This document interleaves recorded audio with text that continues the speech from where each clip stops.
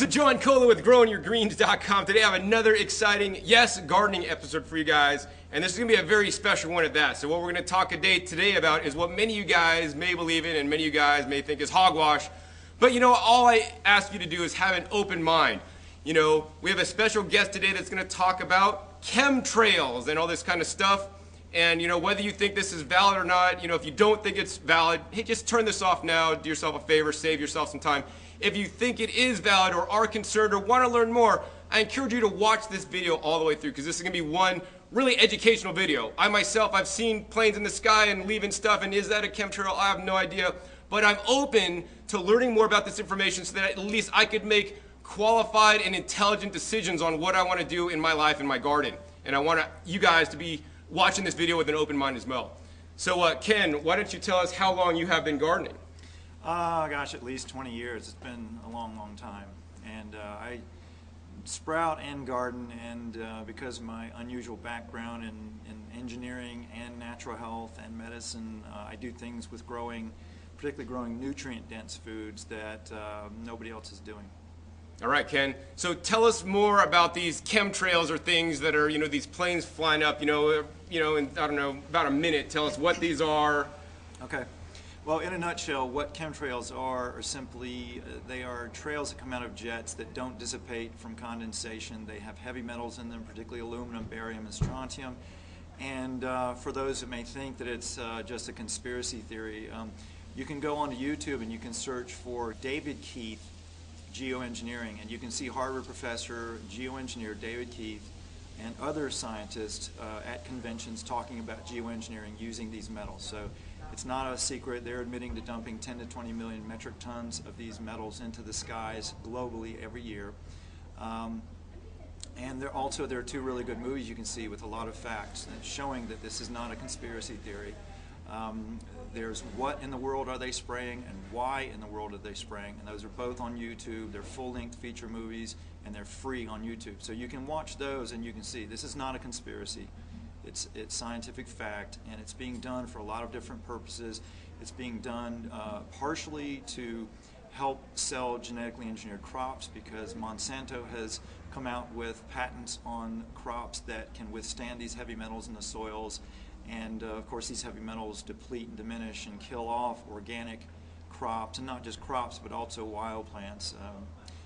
So that's part of the agenda. There's also military agendas, political agendas, and other agendas. Of course, always a profit agenda as well. So you can look into those and see that it's not a conspiracy. I see stuff spraying in the sky. I still don't know if it's conspiracy or not, but you know what? Once again, I want to encourage you guys to listen with an open mind. So Ken, you know, you say you have a solution. You spoke at this event that I'm at today about how to prevent the chemtrails from getting on your food, and you know, that's what I want you to share with my viewers right now. So, you know, how can we as gardeners protect our food? Do we need to like build a greenhouse and hoop house over there, anything, and is that going to really help us, or what other solutions can you provide with us? Well, greenhouses are one way, and I have developed a device that will clear them out of the sky. It creates a vortex of energy that will pull this stuff into space. And you can go online and you can see devices like this. If you go to Google or YouTube and search on Cloud Buster or Chemtrail Buster, you can see homemade devices that people make, and they have instructions and how to make these. And so you can make your own, or you can occasionally you can find people that will sell these devices. But you know, basically you use this energy device to create a vortex that will pull the stuff into space. There's also a Russian physicist named Alexander Golod, G-O-L-O-D, which you can search on YouTube and other places, and you can see he is a physicist who worked for the Russian government, who built very large pyramids and was doing the same thing, neutralizing radiation and pulling junk out of the skies and other effects.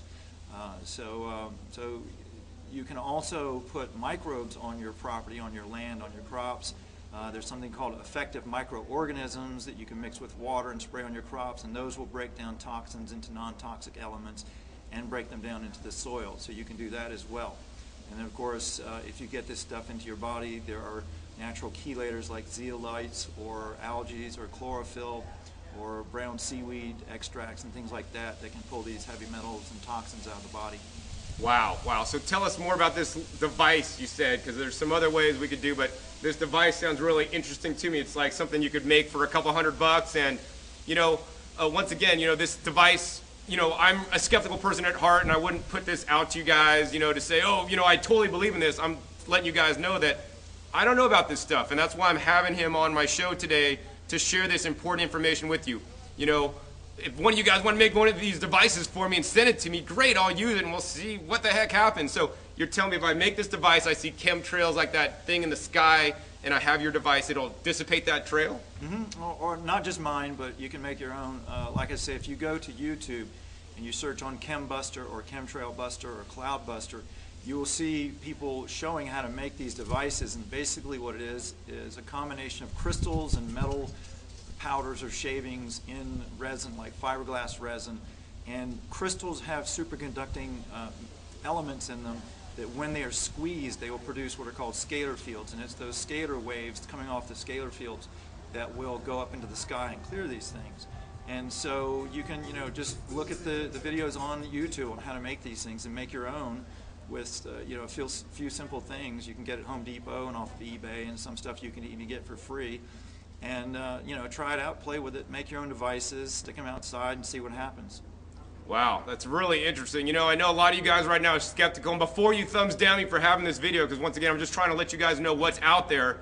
I wear this thing right here. It's actually called the Q-Link, and many of you guys may think this is hogwash. I mean, here's my take on this. This is a Q-Link, and it's supposed to basically enhance my body's frequency, because once again, we're all about frequencies. Our bodies are frequency, we're resonating frequency, plants resonate at frequency, and this one basically enhances my body's frequency to protect it from outside energies. Now, whether you believe this thing and it works or not, I've done Carillion photography, where I've done Carillion photography before I started wearing this thing and after. And afterwards, my Carillion photography was much stronger than before wearing this. So this is some evidence, plus I feel different when wearing it. So does that mean this thing has some magical powers or does something? I don't know, just the fact of me wearing it and thinking it's working, that's worth $100 for me, because if it makes me more effective to be able to post another video for you guys and have the energy to do all my work in the day and then do extra work and garden and all this stuff too, is totally worth it. So I would encourage you guys to maybe even look into this device, making one yourself. The worst thing that's going to happen, worst thing, right, you're going to be out a couple $100. Or less. Or less. And the best thing that's going to happen, it's going to really work. And I don't think it's going to hurt anything. So once again, in our society we live in, it's unfortunate many people live with blinders on in a box. I want you guys to open up that box and see, new possibilities. And whether these things are true or not, you don't have to believe it, but just try it. Be open. Have an open mind and see what the heck happens. So Ken, besides this device you can make, what are some other proven methods like the essential microorganisms? A lot of my viewers have heard about that, but can you go into more detail about that? Because that's something that I definitely would use and do believe in, besides the, anti-radiation effects. I know it's really good for the soil and to build stronger and healthier plants, which I'm all into. Mm-hmm. Well, any kind of parasite, fungus, mold, microbe, they are nature's garbage collectors, and they break toxins down into non-toxic elements. So growing mushrooms and fungi in your yard, for example, will send out roots throughout the soil called mycelium that will secrete chemicals that will break these toxins down. You can do things like you can make mushroom compost and spread it on your property, and it will help break these things down. Nurturing the soil to bring in earthworms and microbes and building the soil up and keeping a living ecosystem in your soil, that will break these toxins down. And so on your property, that's what you can do. And like I said, you can spray on your plants, you can spray these microbe mixtures. Also using zeolites on your property. You can buy zeolites inexpensively and spread them on your property, and those will bind up these heavy metals as well. Yeah, absolutely. I have used zeolites in the past, and I encourage you guys to use it besides pulling up the toxins that may make your plants more efficient, actually. Mm-hmm. Exactly. So those are things you can do with your garden and your yard. And then if you want to clean your produce once you get it inside, I use Miracle 2 soap, which is very effective for cleaning off. You can also use these ozonating cleaners where you fill a sink with water and you put an ozonator in there, and that will knock a lot of the stuff off. So those are good. And then, like I say, always, because this stuff is in our air, not just not just, heavy metals from chemtrails, but look at all of the pollution that we know about that's floating in the air. About 30% of the mercury that people get in their bodies is coming from breathing in the air. So you've got to be chelating this stuff out on a daily basis, which means you need to be taking supplements to pull this stuff out on a daily basis. Wow, wow. I mean, I know this is earth-shattering for many of you guys, because many of you guys may have not heard any of this information before, but I want to reiterate to have an open mind about this kind of stuff. Another thing I want to really touch on, in fact, is building your soil and the soil microbes in here.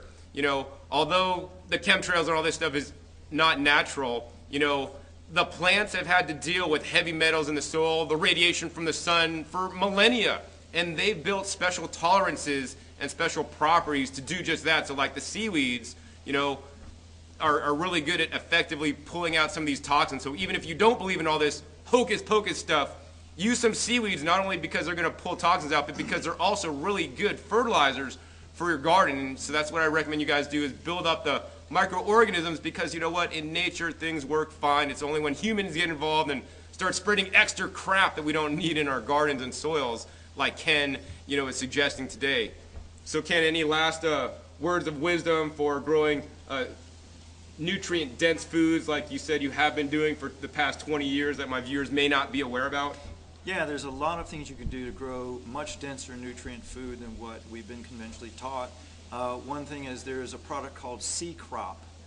There's another one called Ocean Solutions that are sea mineral extracts that are very high in minerals and nutrients.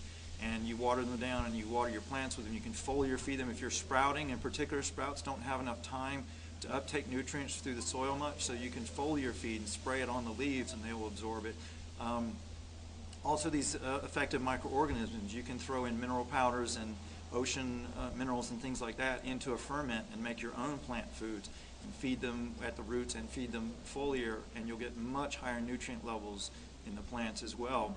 And as far as understanding whether or not this stuff is legit or not, there's a really simple way to know if anything is legit for you as far as your health goes, is just get good old-fashioned lab test of your body and see what effects are showing up before and after with these things, and you can see whether or not this stuff is really having an effect on you. It's like these subtle energy devices that I make. They will do things like unclump red blood cells and have very obvious biological effects that you can measure. So you don't have to take anybody's word for it. Get yourself tested.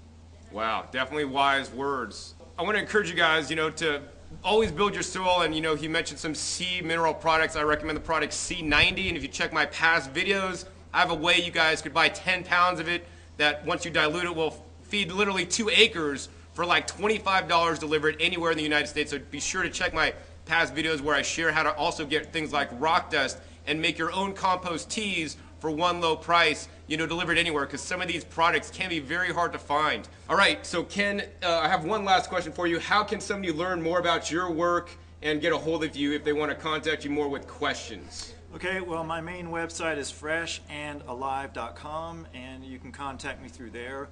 My blog, if you want to see more information about this kind of stuff and other very cutting-edge stuff, is my blog, beyondrawfood.com. And I'm on Facebook as well. Probably Facebook is the easiest way to get a hold of me, or email. So those venues are the best. All right, Ken, so I appreciate you sharing the time with me and my viewers today to educate us on what may be going on. Once again, you guys, I want you guys to have the open mind. Thumb up this video, because I want you guys to just know that I want to bring you guys the latest stuff in gardening that you probably will not find on any other garden channel. Whether you believe it or not, the one thing I want to reiterate is, you want to build your soil, whether it's for the nutrient density of the foods, or whether because when you have nutrient-dense soil, it's going to be more resilient to some of these outside forces. And if you do want to build one of those devices he's talking about, hey, if one of my viewers would send it to me, that'd be wonderful. I'd start using it, and we'll see if it makes a difference. I mean, I don't think it can hurt. So once again, have an open mind. So I hope you guys enjoyed this episode. Once again, my name is John Kohler with growingyourgreens.com. We'll see you next time, and remember, keep on growing.